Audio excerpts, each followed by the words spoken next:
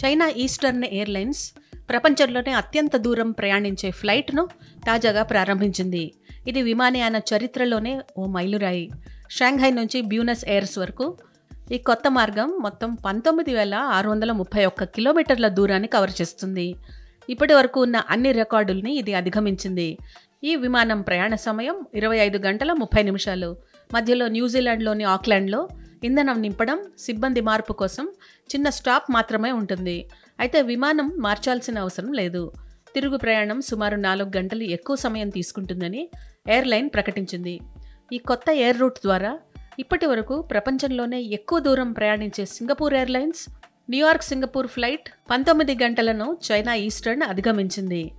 2027లో Sydney London flight 22 గంటల సేవను ప్రారంభించనున్నట్లు Qantas వెల్లడించడంతో ప్రపంచవ్యాప్తంగా లాంగెస్ట్ ఫ్లైట్ పోటీ పెరుగుతోంది.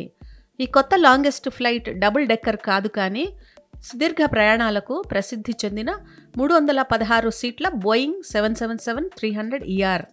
వారానికి 2 సార్లు ఈ ఫ్లైట్ ప్రయాణించనున్నట్లు ఎయిర్లైన్ తెలిపింది. షాంఘై ఇంటర్నేషనల్ ఎయిర్పోర్ట్ నుంచి ఉదయం 2 గంటలకు బయలుదేరి బ్యూనస్ ఎయిర్స్లోని ఎజైజా అంతర్జాతీయ విమానాశ్రయానికి సాయంత్రం 4 గంటల 45 నిమిషాలకు షెడ్యూల్ కంటే 10 నిమిషాలు ముందుగానే తొలి ఫ్లైట్ చేరింది.